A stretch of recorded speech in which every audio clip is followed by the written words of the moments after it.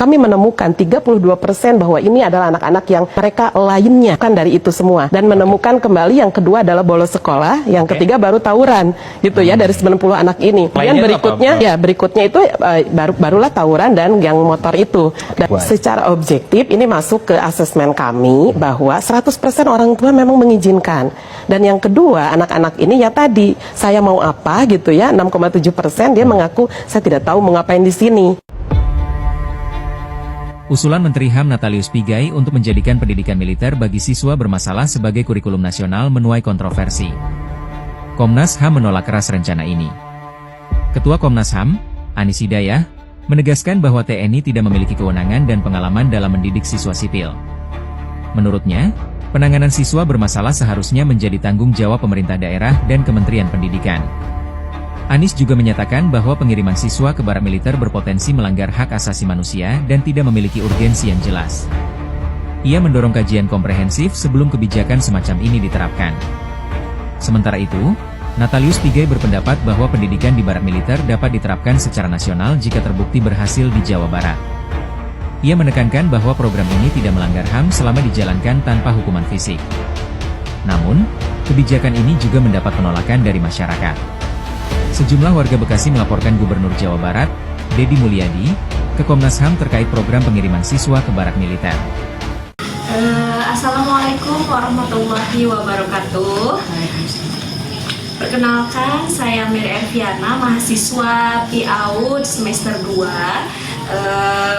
Dan perkenalkan juga ini sebagai narasumber, namanya siapa Ibu?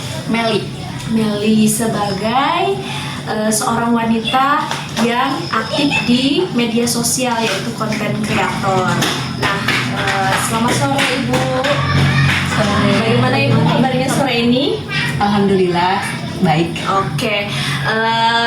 Jadi tujuan wawancara hari ini adalah sebagai salah satu tugas mata kuliah Pancasila untuk memenuhi tugas UAS. Oke. Hari ini wawancara yang akan diambil isunya tentang kebijakan dari Gubernur Jawa Barat, yaitu Kang Deddy Mulyadi, mengenai tentang anak yang nakal, tanda kutip, mungkin anak yang spesial yang dibawa ke barak militer ya.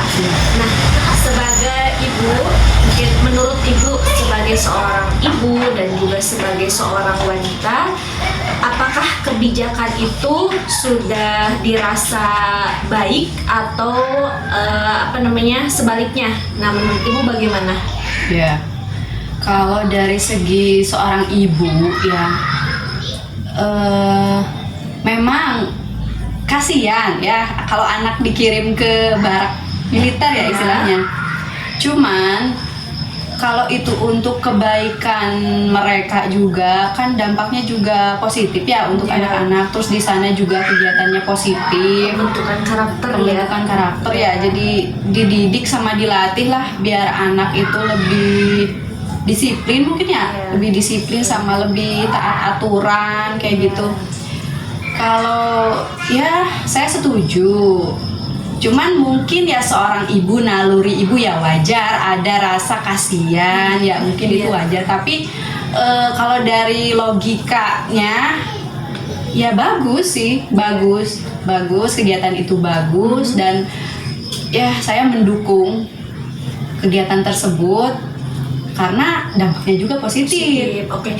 Tapi kita banyak ya Bu ya di media sosial, khususnya di televisi, menyebutkan bahwa kebijakan tersebut malah bertentangan dengan hak asasi manusia Bu. Terus juga ada dari KPAI ya, Komisi Perlindungan Anak Indonesia, menyatakan bahwa itu sudah melanggar hak anak. Nah, menurut Ibu bagaimana? Apakah kebijakan tersebut melanggar hak asasi manusia atau bagaimana? Ya, tergantung cara pandang seseorang sih kalau menurut saya. Tergantung perspektif seseorang melihatnya. Kalau orang memandangnya itu misalkan anak itu di sana itu dikekang, dikurung gitu, dibatasi, ya iya mungkin ke situ. Tetapi kita perlu tahu dulu nih kegiatan di sana itu apakah apakah se ekstrim maksudnya kayak di penjara atau gimana gitu. Sepertinya ya enggak lah menurut saya. Jadi hal tersebut tidak melanggar hak asasi manusia, dan juga tidak ada hak anak yang dilanggar ya, dalam kata kutip, selama kegiatan tersebut tidak melakukan kekerasan, mungkin ya, tidak melakukan hak-hak anak seperti perlindungan, kasih sayang, terus sebagainya, itu tetap terpenuhi mungkin. Malah mungkin sekarang kita banyak melihat bahwa hak-hak anak itu tidak didapatkan di keluarganya masing-masing ya, terutama di rumah. Nah itu bagaimana menurut Ibu? Seperti misalkan anak yang di keluarga ternyata mereka tidak memenuhi hak-haknya sebagai anak misalkan, itu sebagai keluarga yang baik itu harus seperti apa sih yang harus anak-anak itu hak anak itu didapatkan oleh mereka di keluarganya. Nah keluarga yang bagaimana gitu menurut Ibu? Ya, keluarga yang memperhatikan kebutuhan anak. Kebutuhan itu kan ada kebutuhan secara fisik dan secara rohani, juga secara mentalnya gitu. Jadi kita harus perhatikan kebutuhan itu, tiga kebutuhan itu ya. Bukan hanya kebutuhan fisiknya aja yang kita penuhi, makannya, pakaiannya, tapi kebutuhan akalnya, rohaninya juga kita penuhi. Seperti misalnya kita kasih pendidikan agama, terus kita sekolahkan, terus kita ajarkan sesuatu, ajarkan tentang agama atau apapun itulah. Jadi tetap harus terpenuhi mungkin PR kita bersama mungkin ya, terutama bahwa itu bukan hanya tugas dari pemerintah, tapi juga yang utamanya tugas dari orang tuanya masing-masing, mungkin seperti itu. Baik, kesimpulannya terima kasih Ibu wawancaranya sore ini. Mudah-mudahan teman-teman, ini memberikan manfaat untuk kita semua, dan juga ada hal positif yang kita dapat dari wawancara ini.